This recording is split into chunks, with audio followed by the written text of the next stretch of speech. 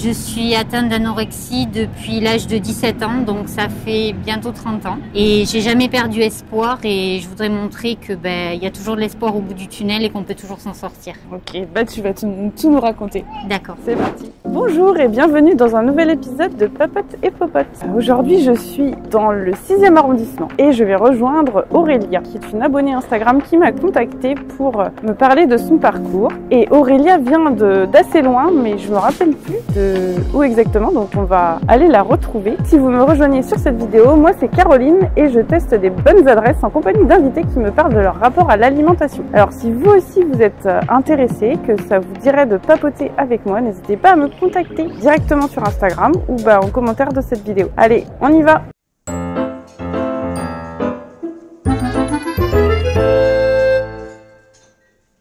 Je suis devant Colorova avec Aurélie.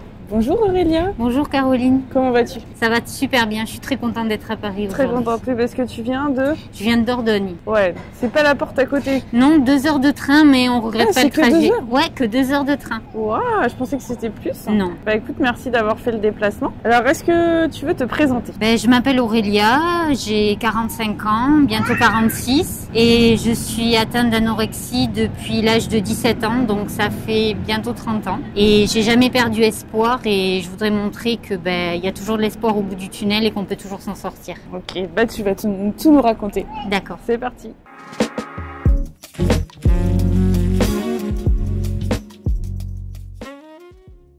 Ça te dérange pas si je mange un truc et que tu sais, moi, toi t'as rien à manger? J'ai l'estomac plein. Ouais. Non, après le croissant bénédicte et la tarte aux fraises, oui, ça va. J'imagine.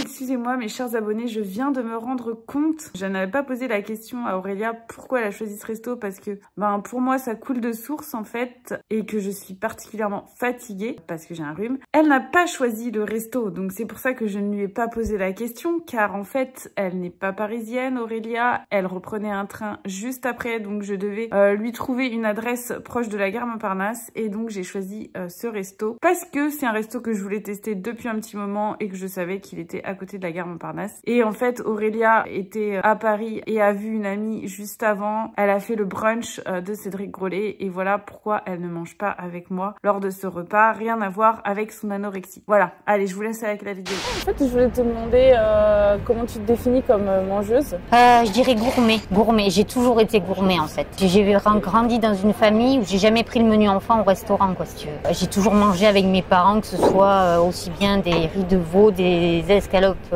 panées, des cuisses de grenouille, les desserts. Ouais, je suis plutôt gourmet. Si je dois aller au resto, c'est pour manger quelque chose que je mange pas chez moi. Parce que chez moi, on cuisine, quoi. Je cuisine et...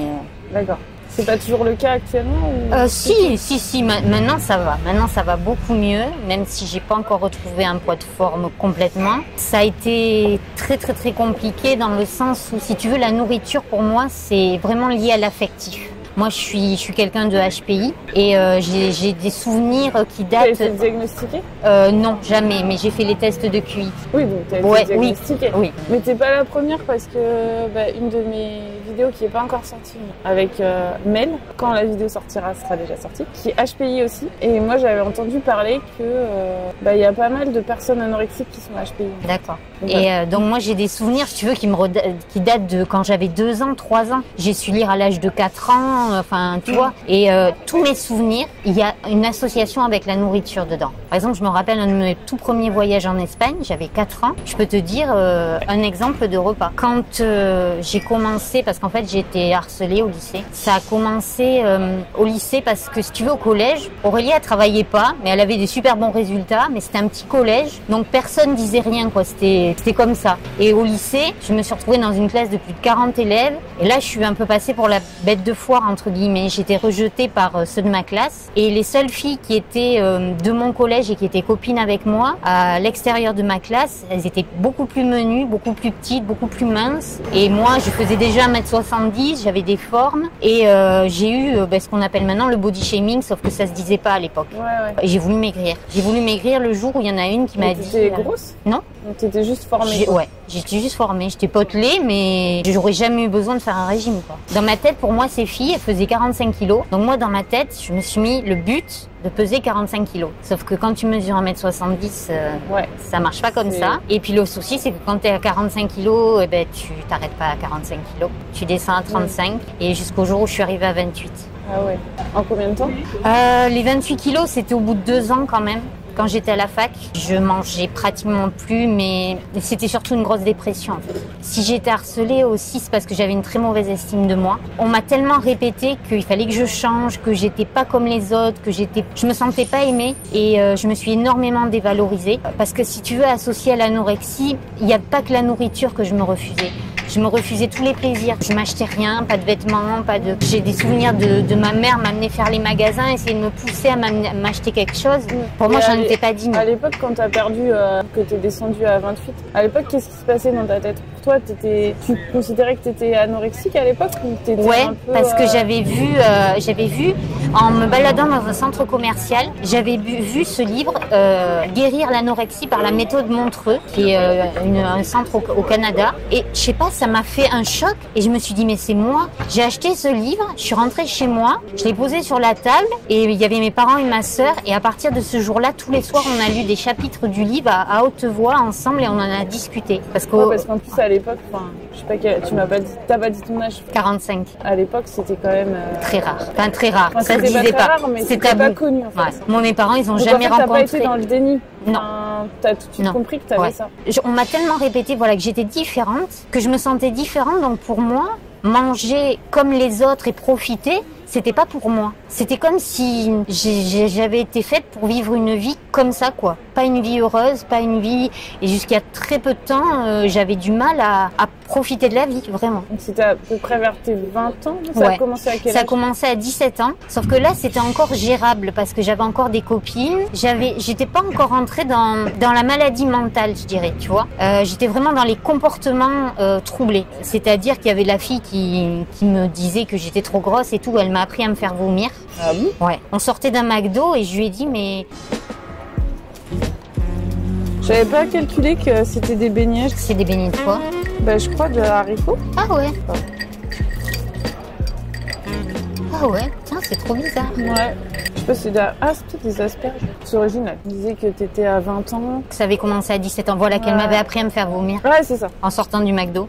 Parce qu'en fait, elle avait mangé beaucoup plus que moi. J'avais pris, je sais plus ce que j'avais pris, quoi. Elle avait pris beaucoup plus que moi. Et je lui dis, mais comment tu fais pour rester aussi menu? Elle me dit, je vais te faire voir. C'est une copine à toi? Ouais, une copine d'enfance. On était copines depuis la maternelle, depuis l'école maternelle. Honnêtement, c'est elle qui m'a tout appris. Le comptage de calories, marcher pour éliminer. Si tu veux, je suis dans une famille où la nourriture, ça coule de source. Il n'y a jamais eu... Et elle avait appris ça où? Honnêtement, je sais pas. Parce qu'à l'époque, c'était pas trop...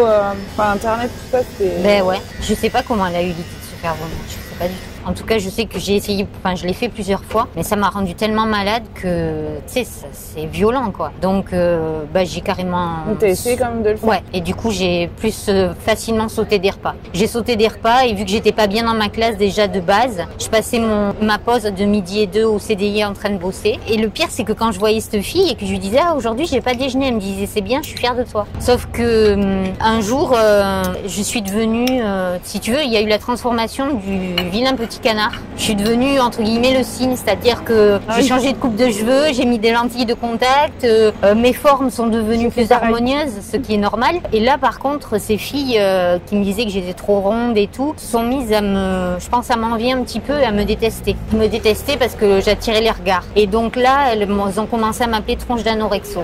Ah oui. Ce qui est quand même assez violent. Ça a été de pire en pire. Je le souhaite à personne. Donc je me suis complètement renfermée et je vivais pour travailler. J'ai eu une mention très bien au bac, j'ai été majeure de ma promotion à la fac. J'avais tout en étant très maigre. Tout en étant très maigre. Pendant mes révisions, je mangeais une pomme et un carré de chocolat par jour. À l'heure actuelle, je me demande encore comment j'ai tenu le coup. Parce que maintenant, voilà. Sans compter qu'il y avait de la marche. parce que j'allais à la fac à pied. Pendant combien de temps tu as mangé ça? Ça a été le pire du pire, ça a été mon année de licence. C'est là que j'ai le moins mangé. Après, mes parents m'ont convaincu d'aller voir un psychiatre parce qu'à 28 kilos, quand j'ai passé mes oraux, un de mes examinateurs m'a dit écoutez, je vais vous mettre la même note que les autres, que mes collègues vous ont mis, je vais vous mettre une super note, mais s'il vous plaît, allez vous faire soigner. Ouais. Et ça m'a fait quelque chose, quoi. Et il faut savoir que mes parents, ils ont pas du tout été inactifs, quoi. J'ai vraiment enchaîné les thérapeutes, j'ai été voir des endocrinologues, on a vraiment essayé. J'ai pris des antidépresseurs, mais j'étais vraiment dans un mal-être total. Si tu veux, le symptôme, c'était vraiment l'assiette, mais il y avait quelque chose qui allait pas, quoi. J'avais des idées suicidaires. Mais tu penses parce que c'était la maladie qui te donnait, l'anorexie qui te donnait les idées suicidaires, ou tu avais des idées suicidaires donc tu étais anorexique? Ben je sais pas trop. Mais c'est un peu. Tu as fait ça pour perdre du poids, ouais, au départ. Ouais. Au départ, dans ta vie, mis à part le fait que tu avais une faible estime de toi, t'étais pas non plus dans une phase dépressive. Non. Donc en fait, l'anorexie, ça rend dépressif. Complètement, t'as le cerveau qui est plus irrigué, hein, qui est pas nourri. Hein. De toute façon, il y a qu'à voir les gens qui mangent pas ou qui sont au régime. Oui, enfin, même si t'as le cerveau irrigué, tu perds une source de joie. Ah ouais. Puis en plus, tu t'enlèves une source de joie qui est sociabilisante. Oui. Parce que et qui est vitale. Pendant cette période-là, après mon année de licence, donc j'ai arrêté mes études pendant 2 ans pour me soigner. Et après, j'ai repris en master directement. Pendant ces 2 ans, je pensais que ça allait aller mieux. J'ai fait des efforts pour essayer de prendre du poids, mais j'y arrivais pas. Mais je pense que déjà que mon corps, il était à bout, quoi. Je m'en serais pas sortie toute seule. Donc mes parents m'ont fait hospitaliser contre mon gré. Alors ça a été très dur. J'en ai beaucoup voulu à mon père. Mais plus tard, je l'ai remercié parce que tu remontes pas quelqu'un de 28 kilos jusqu'à 40 kilos sans une aide médicale, quoi. Honnêtement, j'avais le sang en dessous des genoux qui ne circulait plus. J'ai failli perdre mes jambes. Ah ouais? Ouais, j'ai failli perdre mes jambes. C'était tout noir, en fait. Et si tu veux, je n'avais plus la sensation du chaud et du froid. Je prenais des douches bouillantes. Une neuropathie? Non, une polynévrose? Je sais pas. Et ça, c'est revenu? Ah oui, complètement. Ah ouais. Dès que on a recommencé à reprendre du poids, à me réalimenter, à refaire du volume sanguin, c'est tout revenu. Mais par contre, et l'hiver, j'ai très facilement des plaies aux ongles parce que j'ai mes artères qui se sont rétrécies et il y a de fortes chances que ça ne revienne jamais. Mes dents sont un de mes très gros complexes. Mais ça, c'est lié au vomissement? Non, non, j'ai dû me faire vomir. Ah oui, non, c'est la dénutrition. Ah ouais. Ça, on ne dit pas assez parce que les dentistes, ils savent pas. Ils savent que les vomissements, ça abîme les dents. Alors les dents, figure-toi que mon dentiste m'a expliqué pourquoi. Ah bah, il est bien, parce que quand on est anorexique et qu'on ne se nourrit pas assez, on a le pH acido-basique de la salive qui change. C'est vrai? Oui, parce qu'on ne produit plus les mêmes sucs gastriques et ça attaque les dents. Moi, je pensais que c'était aussi parce que comme tu avais une déminéralisation, je pense aussi. Tu as de l'ostéoporose précoce, du coup ça attaque aussi parce que les mailles et tout ça. Ouais, pour en revenir à cette année où je me suis arrêtée, donc j'ai été hospitalisée pendant 1 mois. J'ai eu la sonde nasogastrique. Je l'ai acceptée complètement parce que je voulais absolument reprendre du poids. Je leur ai dit, écoutez, je suis là, ok, c'est pas avec ma volonté, mais aidez-moi. Parce que j'étais trop déprimée, quoi. Je pleurais tout le temps, j'en pouvais plus. Ça, c'était l'hospitalisation sous contrainte? Ouais, en 2000. Et juste avant d'être hospitalisée, il y a eu des nuits où je disais à mon père, papa reste avec moi, je veux pas fermer les yeux, j'ai peur de pas les rouvrir. J'étais très très faible. Des fois la nuit, je me levais pour aller aux toilettes, je tombais et je tombais. À ce moment-là, tu étais encore en études? Non, j'avais arrêté. J'avais arrêté, c'est l'année où j'ai arrêté. À cause de ça? Tu as arrêté pour autre chose? J'ai arrêté parce que mon psy m'a convaincue d'arrêter, de me consacrer à aller mieux, à mon physique. Sinon, j'aurais continué à... Voilà, ma volonté, c'était d'être magistrate, j'en démordais pas et je voulais vraiment finir mon master 2 de droit, quoi. D'accord. Et en fait, c'est comme si, quand j'ai arrêté mes études, il y avait plus rien qui me forçait à aller de l'avant et ça a été pire, en fait. Moi, je trouve que c'est un peu le piège de se dire, tu vas te mettre en pause pour guérir. C'est ça. Ça peut aider, mais parfois, ça peut t'enfoncer, en fait. Ouais. Tu vois, je pense que j'aurais eu l'idée de me scarifier, je l'aurais fait. Parce que je m'aimais pas, j'en pouvais plus. J'en pouvais plus. Donc, en fait, ce que j'ai fait, et j'en suis pas fière, je creusais la terre avec une pelle. Qu'il pleuve, qu'il neige, qu'il vente, tous les matins, pendant 1 heure. Jardin? Ouais, dans mon jardin. Mon père, ça le rendait malade. Il s'en allait pour pleurer, quoi. Il supportait pas. Et à l'heure actuelle, je saurais pas t'expliquer pourquoi, parce que c'est pas moi, c'est pas Aurélia, quoi. Tu vois, je comprends pas. Comment le faire comprendre aux autres quand toi-même tu le comprends pas? Ouais. Tout ce que je sais, c'est que j'en pouvais plus. Je détestais la vie, je me détestais moi. Je me disais, mais pourquoi tout ça? Et à l'hôpital, j'ai pas eu l'aide que j'espérais. J'ai été pas spécialement isolée, parce que j'avais droit aux visites. Du moment que je reprenais du poids, j'avais droit aux visites. Mais les soignants, j'ai été traitée de manipulatrice. Tu étais dans un service spécialisé? Ouais, au centre Abadie à Bordeaux. Déjà spécialisé dans Laetitia? Ouais, mais il a la réputation d'être le plus mauvais centre de France. Hein. Et puis c'était en 2000. Ouais, en plus. J'ai vécu une expérience assez traumatisante, c'est qu'un matin, on m'a dit demain on va venir vous chercher pour vous amener à l'hôpital, dans un autre hôpital donc, pour vous poser une CIP, une chambre implantable. Et je dis mais pourquoi faire? Ils m'ont dit c'est au cas où vous refuserez de vous nourrir parce qu'on sait très bien comment vous êtes, vous les anorexiques. Donc le matin, ils sont venus me chercher, ils m'ont installé dans une chambre d'hôpital, ils sont revenus me chercher à 5h de l'après-midi, ils m'ont installé sur un brancard, ils m'ont posé donc une chambre implantable ici, là, au niveau d'une des artères. Ils étaient 4 à me tenir parce que j'ai aucune anesthésie. Et j'ai énormément souffert. Normalement, c'est sous anesthésie générale, ce truc-là. Parce que, soi-disant que c'était pour me faire réagir, pour me rendre compte à quel point je me détruisais. Et il faut savoir que cette chambre implantable n'a jamais servi, puisque je me suis toujours renourrie. Oui, puis tu avais une sonde aussi. J'avais une sonde en plus. Puis là-bas, on était surveillés, épiés, fouillés. J'avais sympathisé avec une interne avec qui j'ai changé des livres. Et dès que la chef de service a vu que j'avais sympathisé avec l'interne, elle a eu interdiction de continuer à me parler. Ah ouais. Finalement, je suis sortie un peu contre avis médical parce que j'avais repris, j'étais remontée à 40 kilos, mais j'avais énormément d'œdème, j'avais énormément de rétention d'eau. J'ai dit à mes parents, on va essayer tout seul. Sauf que là, je suis passée dans un grand vide. De 2000 à 2005, il y a eu un grand vide thérapeutique parce que je faisais plus confiance aux médecins. Et puis, il y a eu mes 25 ans. Et pour mes 25 ans, on a donné une grande fête et j'ai fait un petit discours. Et de voir tous ces gens réunis pour moi, surtout d'avoir le soutien de ma famille et de ma sœur, des amis de ma sœur qui ont été incroyables, j'ai dit allez, je vais reprendre. Je vais reprendre ce coup-ci, j'y vais.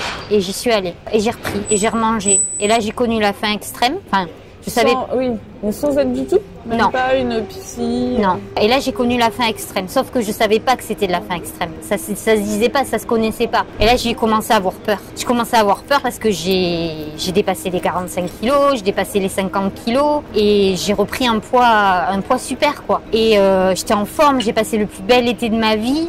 Mais les crises de faim extrême ne s'arrêtaient pas. Mais c'était de la faim, tu vois, c'était pas de la boulimie, quoi. Sauf que moi, le poids montait et je l'acceptais pas. Et j'ai dit à mes parents, faut qu'on m'apprenne à manger. Je leur ai dit, vous voyez bien que je mange trop. Donc mes parents, ils savaient pas quoi me dire, quoi. Ils voulaient pas me dire arrête de manger, quoi. Ils avaient vu leur fille au bord de la mort. C'est déjà super. Il y en a qui se disent ça. Franchement, il y en a, ils pensent que tu te sors de l'anorexie en mangeant normalement. Non. Ah non. Non, ça mes parents, ils m'ont toujours dit, vas-y, te prive pas. Non, j'ai de la chance d'avoir une famille qui a un rapport très sain avec la nourriture. J'ai dit, je vais aller voir une nutritionniste. Logique. Pour moi, logique. Médecin en plus, même pas une diététicienne, une médecin nutritionniste. Là, elle m'a dit, écoutez, mademoiselle, vous n'êtes pas au poids le plus bas que vous pouvez faire pour votre taille. Je vais vous prescrire un plan alimentaire. En combien 2005. Et ça a été la rechute. Elle m'a même prescrit des sachets hyperprotéinés. En plus de ça, là, j'ai fait un voyage en Égypte pendant 10 jours, parce que j'adore les voyages. J'ai passé 10 jours extraordinaires, mais à beaucoup bouger. Donc, je suis revenue, j'avais perdu du poids. J'ai vu que j'avais perdu du poids, j'ai eu mon rendez-vous avec la nutritionniste. Elle m'a dit, super, mais qu'est-ce qu'on mange en Égypte pour avoir des résultats comme ça? Et ça m'a trigger, tu vois, comme on pourrait dire. Et j'ai replongé. Voilà. Ça, c'est un message, c'est que je pense que quand tu as eu des TCA, tu peux pas faire un régime. C'est fini, quoi. Tu peux pas te permettre. Même pas essayer. Non. Des fois, ça va vite, parce que même se restreindre 2 jours. C'est ça. Enfin, même pas se restreindre. Manger moins pendant 2 jours parce que X ou Y raison que t'as pas choisi, ça redéclenche un peu. Et j'ai replongé, je l'ai pas vu venir et la restriction est revenue et la déprime aussi. Honnêtement, mes parents et ma sœur, je parle toujours d'eux parce qu'on est très très proches. Mais ils en ont, ils en ont. Et la nutritionniste, du coup, elle t'a vu. J'ai arrêté j'ai arrêté. J'ai arrêté de la voir parce qu'elle voulait que je reprenne, mais toujours, elle était affiliée avec une maison de sachets hyperprotéinés, donc. Oui, d'accord. Donc elle t'a pas vu descendre. Elle a vu le début. Ouais, mais pour elle, c'était bien. Pour elle, c'était bien. Donc elle t'a pas vu la descente aux enfers? Non. Et puis là, encore gros vide, parce que j'ai essayé de tout. J'ai essayé l'hypnothérapie, j'ai essayé les magnétiseurs, j'ai essayé la circulation des énergies, j'ai essayé plein de trucs. Et vraiment, j'ai essayé de comprendre pourquoi je m'interdisais tout ça et pourquoi je m'aimais pas, en fait. Parce que si j'avais eu 1/10 de l'amour que je porte aux autres envers moi-même, je me serais pas fait subir tout ça, tu vois. Et puis il y a eu le confinement. Et là, les réseaux... Et là, YouTube, découverte de YouTube. Mais entre 2005 et le confinement? J'ai essayé plein de méthodes. Non, je suis redescendue à entre 38 et 40 kilos. Et t'es restée comme ça? Comme ça, ouais. Et puis j'étais énormément surveillée médicalement parce que j'ai trouvé un médecin fantastique, un jeune médecin qui s'est énormément renseigné, qui me suit une fois par mois et même tous les 15 jours quand il y a besoin. Prise de sang régulière et tout ça. Et évidemment le corps, quand tu arrives à 40 ans, il te dit stop, au bout d'un moment, faut arrêter de me faire subir n'importe quoi. J'ai eu une grosse anémie. J'ai fait un œdème aigu pulmonaire parce que mon cœur était trop faible, il n'arrêtait pas. Insuffisance cardiaque. Donc je suis allée aux urgences et je suis restée à la maison à me reposer et je me suis dit faut que je trouve de l'aide. Et les chaînes anglo-saxonnes, elles sont beaucoup mieux que les chaînes françaises. J'ai commencé à taper recovery et j'ai trouvé Tabitha Farrar, parle énormément du all-in, de se laisser aller complètement. Et j'ai trouvé le compte de Kéline, de Heal with Kéline, que je conseille à tout le monde. C'est en anglais. Et mais bon, je suis bilingue, donc c'est pas un souci. Et elle m'a donné envie. Et je l'ai contactée pour un coaching. J'étais sur liste d'attente. Étant donné que j'étais française et que sa mère est décédée, qu'elle était française, elle m'a pris. Et maintenant, ça fait 2 ans que je suis en coaching avec elle et que je vois le bout du tunnel. Et en fait, c'est grâce à YouTube que on peut trouver des choses, des choses mauvaises sur YouTube, mais des choses fantastiques. Alors, j'ai pas complètement repris tout le poids qui me manque, mais mon rapport à l'alimentation et surtout mon rapport à moi-même, ça n'a rien à voir. On mettra son compte YouTube en description. Enfin, voilà, la France, je pense que c'est un des pays les plus grossophobes au monde. Kéline, elle subit beaucoup le jugement et c'est quelqu'un qui mérite d'être connue pour sa force de caractère parce qu'elle est guérie de l'anorexie elle-même. Elle est coach certifiée, mais elle est en surpoids. Et elle l'assume complètement, et elle assume que c'est son corps et qu'elle est comme ça. Je comprends que ça peut faire peur à certaines personnes anorexiques de se dire je mets mon poids, ma santé mentale entre les mains de quelqu'un qui est dans un corps un peu plus gros que ce que moi je voudrais être. Et là, avec elle, on est en ce moment en train de travailler sur le fait qu'il faut que j'accepte que mon poids soit celui que mon corps aura décidé. Voilà. Je sais pas quel sera ce poids et je peux pas le savoir. Oui, tu peux pas le savoir. Et du coup, tu es apaisée plus par rapport à ça, par rapport à pas savoir ton poids. Oui. Du coup, tu te pèses plus? Non, chez le médecin. Tu demandes à regarder le chiffre ou tu demandes à pas regarder? Ça dépend des fois. Ça dépend des fois comment je le sens parce qu'il y a des fois, honnêtement, j'ai peur d'avoir perdu. La perte de poids me fait peur parce qu'il suffirait de quelques kilos pour que les problèmes de santé reviennent. Sacré parcours, hein. Ouais. Donc même à 45 ans. 45, c'est possible. Ouais, j'ai jamais perdu l'espoir en fait. Si, il y a des moments où tu perds l'espoir forcément, mais tu te relèves toujours. Et par rapport à tes études, du coup, tu les as repris après? Ouais, j'ai repris mon master. Il a fallu que je fasse, il y avait une réforme entre temps. Il a fallu que je me retape les années le nouveau programme. J'ai eu mon master 2, mais j'ai jamais pu exercer le métier de magistrat parce que problème de santé, quoi. Donc à l'heure actuelle, je suis en invalidité. Tu as fini tes études, tu as eu mon master 2, ouais. Tu as continué à vivre chez tes parents? Ouais, à l'heure actuelle, je vis chez mes parents et ma voisine, c'est ma sœur. Une petite sœur, une grande sœur? Une petite sœur, 7 ans de moins, qui est maman, qui a une fille, j'ai ma nièce de 14 ans et je suis hyper attentive au fait qu'elle ne fasse jamais de régime. Et elle a eu une gastro l'hiver dernier et quelques jours après, elle avait pas repris, tu sais, de manger. Et je suis allée la voir avec un plateau, je me suis assise avec elle et je lui ai dit, écoute, il faut pas que tu aies peur de remanger parce qu'elle avait peur de revomir, d'être malade. Je lui ai dit, il faut pas que tu aies peur de remanger, mais je lui ai dit, il faut pas te dénutrir. Parce que je lui dis si tu ne manges pas, après ton cerveau il va pas fonctionner correctement et après tu peux vouloir continuer à maigrir et ne plus vouloir manger et avoir des problèmes comme moi. Elle a mangé son plateau. Ouais, c'est bien. Quand je pense à la peur et à la douleur que ça me ferait de la voir anorexique, c'est que je réalise un peu ce que mes parents ou ma sœur ont dû vivre. Honnêtement, de l'avoir vécu moi-même et d'imaginer ça sur mes enfants, 10 fois pire. Je pense que ça doit être vraiment horrible pour les parents. Et dans ta famille, il y a d'autres personnes qui ont souffert de ça ou pas? Non. Mais c'est un très grand sujet de discorde dans ma famille parce que mon père a un frère jumeau dont une des petites filles, on pense qu'elle a des problèmes, des troubles du comportement alimentaire. On l'a remarqué, ma sœur, moi et mes parents. Elle a quel âge? Elle a 12 ans maintenant. Et ça a commencé par de l'hémétophobie. D'accord. Donc hémétophobie, pour ceux qui savent pas, c'est la peur de vomir. Voilà. Si tu veux, par exemple, à un repas de famille, ma mère l'a vu ne pas manger de dessert, mais manger de la salade crue, sans vinaigrette. Et très rapidement comme ça, tu vois. Et ça, plus plein d'autres signes. Et quand on a voulu alerter ses parents, sa famille, on s'est fait renvoyer sur les roses. Depuis, ils ne veulent plus que j'approche leur fille. C'est très compliqué parce que elle est venue chez ma sœur l'été dernier. Et la première chose qu'elle lui a demandé, c'est qu'est-ce qu'on va manger. Et elle a perdu du poids, tu penses? Disons que je peux pas trop le savoir parce que tu sais, elle est en croissance à l'heure actuelle parce qu'elle a commencé, ça avait 6 ans. Ah ouais. Elle cherchait toujours à nous faire manger, tu sais, à faire manger les autres. Ah oui, c'est super. Elle cachait de la nourriture aussi. Ses grands-parents l'ont vu cacher de la nourriture. Le problème, c'est que pour ses parents, il n'y a pas de problème. C'est sujet tabou, on se parle plus. Maintenant, c'est triste, mais mes cousins me parlent plus parce que c'est un peu comme si c'était ma faute en fait, comme si ça lui avait sauté dessus. Bah, je pense que quand on a souffert de cette maladie, je pense qu'on a un peu un radar quoi. Donc je pense que si tu le sens, c'est que c'est ça. Je la vois en photo sur les réseaux et elle est très petite pour quelqu'un de son âge. Elle est très petite et très menue bien sûr, mais à la limite menue, bon, mais je pense qu'elle n'a pas la taille de quelqu'un de son âge quoi. Et c'est dommage parce que j'aurais voulu leur apporter l'aide que j'ai pas eue et puis ça se fera pas. Bah après, la vie n'est pas finie. Hein. Peut-être qu'un jour elle viendra te toquer à ta porte pour demander de l'aide. Hein. Déjà que toi-même, quand tu as dans la maladie, tu es dans le déni. Mais alors si les gens autour de toi ils sont dans le déni, laisse tomber. Un autre signe, c'est que quand elle est venue chez ma sœur avant le dîner, il a fallu qu'elle aille faire un tour de vélo. Avec ma nièce, elle lui a demandé, on peut pas aller faire du vélo. Alors ma nièce, sportive, mais elle uniquement l'équitation quoi. Donc ouais, ma nièce, elle a pris le vélo, puis elles sont allées faire un grand tour de vélo avant le dîner quoi. Et toi, ton rapport au sport? Ouf.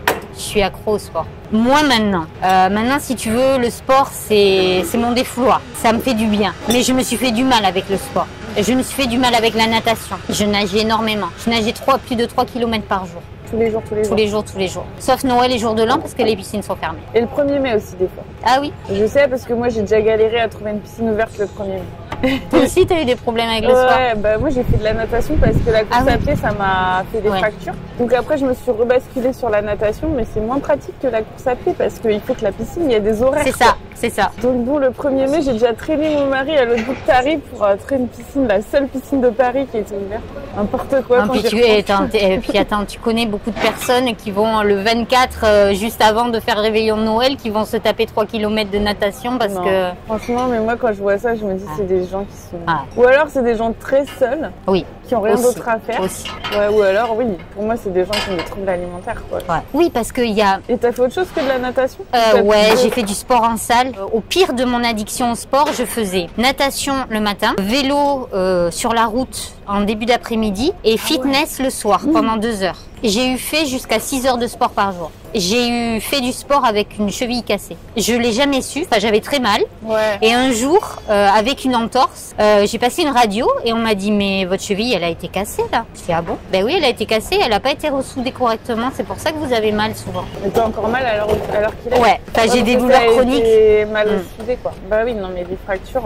En fait t'étais pas tombée, t'avais une fracture. Non, j'avais une fracture de fatigue. Ouais, c'est traître ça. Et du coup, après, t'as fait de la natation? Ouais, j'ai fait de la natation, je suis tombée d'abord, j'ai toujours aimé l'eau, donc c'était pas...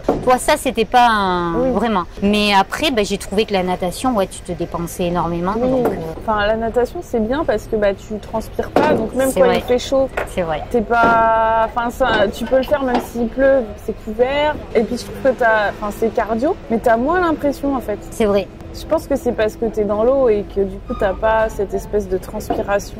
Sauf que j'ai des souvenirs où le maître nageur, quand j'allais à 38 kilos faire mes 3 km de natation, il me quittait pas des yeux quoi. Il y a eu une époque, ils exigeaient que ma mère reste sur place au cas où il m'arriverait quelque chose. Mais moi j'ai toujours été consciente par contre du fait que je pensais qu'il pouvait rien m'arriver, mais au fond de moi je savais qu'il pouvait m'arriver quelque chose parce que j'avais toujours des sucres dans ma poche. Oui, parce que des fois tu tournais de l'œil. Ouais. Et t'arrivais à prendre un sucre? Oui, parce que tout plutôt que de me retrouver à l'hôpital, de me retrouver à l'hôpital. On en est arrivé à un stade où là, à l'heure actuelle, j'ai fait de l'anémie parce que je ne fixe plus le fer. Ça, par contre, c'est un problème qui n'a rien à voir avec mon anorexie en fait. Il y a des personnes comme ça, je fixe pas le fer. Donc j'ai eu une transfusion il y a pas longtemps. Rien que de savoir que j'allais passer ma matinée à l'hôpital, j'avais des angoisses. Alors que tout le monde a été adorable. Je suis rentrée, j'étais dans ma chambre, on m'a apporté un petit café, une madeleine. Tout le monde a été adorable. Non mais vraiment, ça s'est super bien passé. Mais quand je rentre dans un hôpital, j'ai toujours cette angoisse d'être traitée mal, d'être traitée de manipulatrice, de sale anorexique quoi.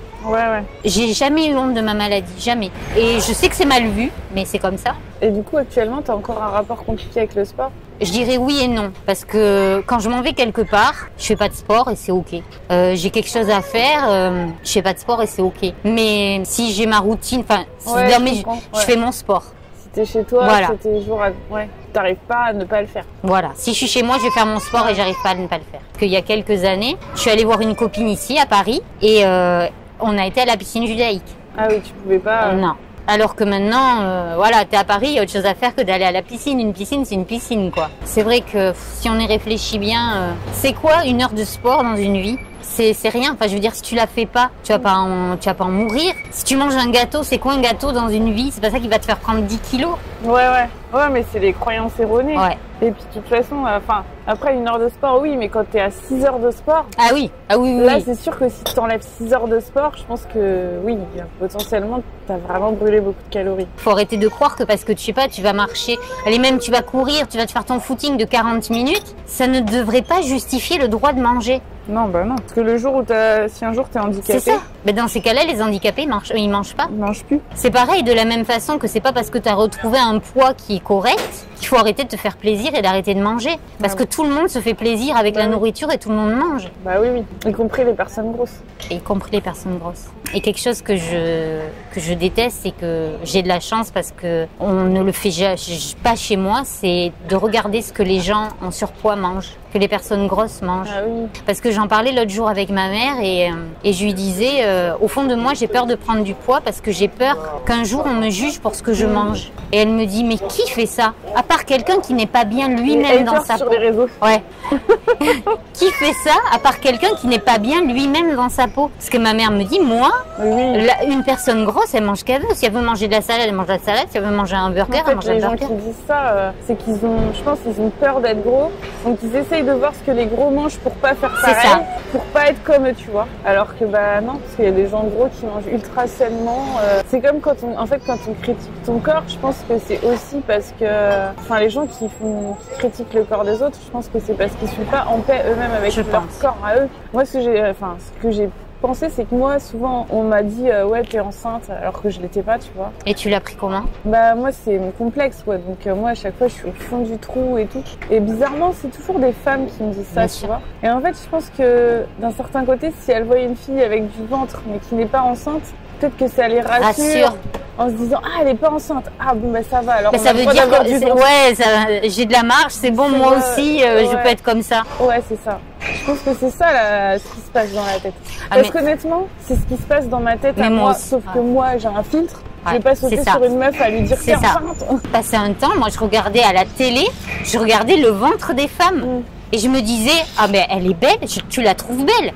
Mais tu vois, elle a du ventre, donc en fait, c'est ok d'avoir du ventre. En plus, moi, un jour, j'ai une femme enceinte, une amie de mes parents, qui doit s'en mordre les doigts si elle s'en rappelle. Ben, j'étais ado, j'étais juste au début de ma maladie. Et c'est vrai que je suis faite morphologiquement comme mon père. C'est-à-dire, je suis plus costaud d'en haut que d'en bas. Ouais. Et elle m'a dit, mais moi, je suis enceinte, j'ai la vie dans mon ventre. Toi, t'as que de la merde dans ton ventre.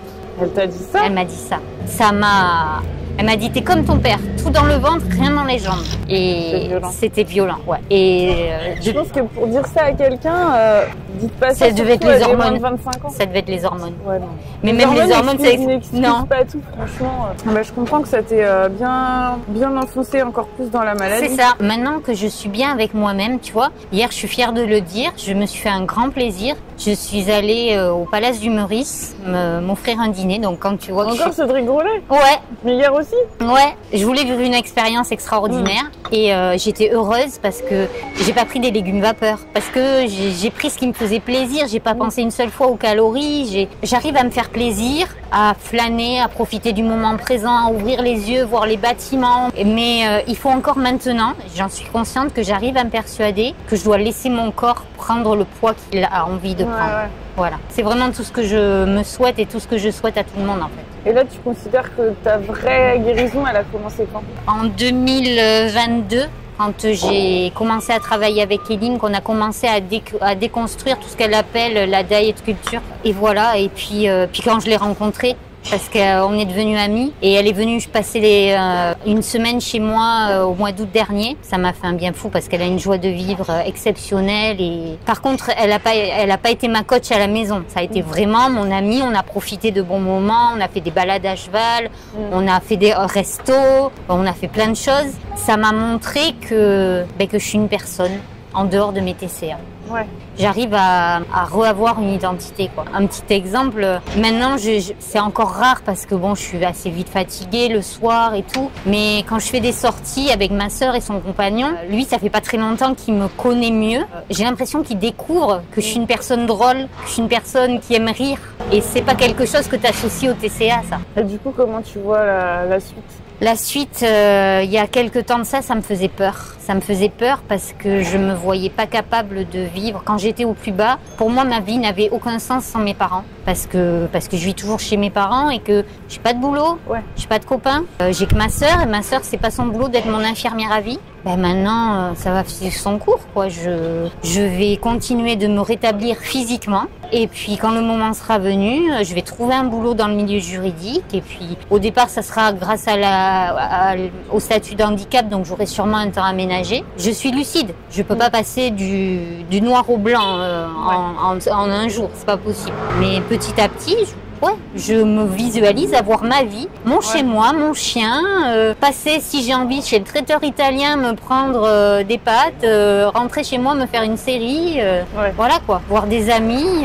Maintenant je sais que c'est possible, mais c'est possible que si tu apprécies ta propre compagnie en fait, parce que si tu t'aimes pas, tu peux rien faire. Et puis si t'aimes pas la vie, si tout ce que tu vois, ça t'est interdit, tu peux pas aller au cinéma parce que t'arrives pas à te concentrer sur le film, parce que tu crèves la dalle ou que t'es déprimé ou que t'es fatigué. Moi il y a que très peu de temps que j'arrive à me faire des marathons de séries et à regarder le même feuilleton que mes parents et à pas être là à leur dire ça va pas, je suis déprimée, j'ai trop mangé, j'ai faim. Des fois je pleure beaucoup parce que tous mes profs me voyaient faire l'ENA, me voyaient faire de très très grandes études, me voyaient avoir une situation énorme et moi je me voyais gâter mes parents parce que mon père il s'est toujours défoncé au boulot et ça n'a pas été possible. Donc des fois oui je pleure parce que de toute façon, quand on vit cette maladie, quand on regarde en arrière, il y a toujours un moment où on a des regrets.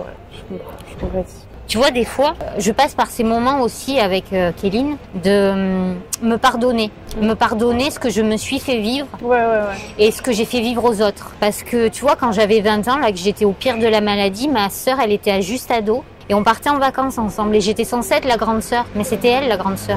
C'est elle, la grande sœur, c'était elle qui me disait non, mais maintenant, ça suffit, tu manges. Et moi, je lui disais, ça va pas, j'ai envie de mourir. Parce que vraiment, je le vivais, j'avais envie de mourir. Mais après, tu sais, moi, tu sais, ce qu'on m'a dit un jour, c'est que, parce que moi aussi, j'avais beaucoup de regrets d'avoir un peu gâché une partie de ma vie, nanana. En fait, on m'a dit, mais ça se trouve, en fait, l'anorexie, elle t'a permis de survivre, en fait. C'est ton moyen à toi. Et je me suis dit, en fait, ça se trouve, il n'y aurait pas eu l'anorexie, je serais plus là en fait.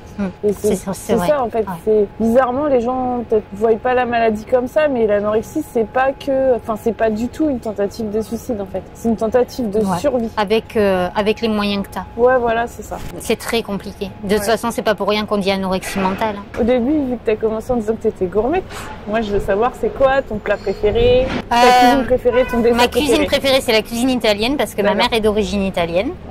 Donc sa pasta c'est quelque chose. Et puis les pizzas, qui n'aiment pas une bonne pizza. Et les panini avec de la mozzarella. Et sinon, je suis quand même plus sucrée. Et moi, ma vie, c'est les viennoiseries. Tous les jours, j'en mange. Servi avec Cédric Grolet, non? Ouais. Et j'en ai ramené pour toute la famille. Et sinon, mon dessert préféré, c'est le flan pâtissier. J'adore le flan pâtissier. Et j'ai une petite histoire avec la pâtisserie, c'est que quand j'étais au plus bas de la maladie, j'avais sympathisé avec un pâtissier, un très très bon pâtissier, qui n'est plus là malheureusement aujourd'hui à cause d'un cancer. Et même quand j'arrivais pas à manger, mon père prenait la voiture, il m'amenait chez lui, il me trouvait toujours quelque chose à manger. Et tu le mangeais? Ouais. Je te dis, la nourriture, c'est l'affect pour moi. Et à la maison, là, c'est toi qui cuisines ou c'est tes parents? Ça dépend. Vraiment, ça dépend. Il y a très peu de temps que je me remets à manger les gâteaux que ma mère fait parce que ma mère adore cuisiner. Et alors, ma mère, c'est par période. Si tu veux, elle est lancée, elle va te faire 3 froid, elle va faire des financiers, des madeleines.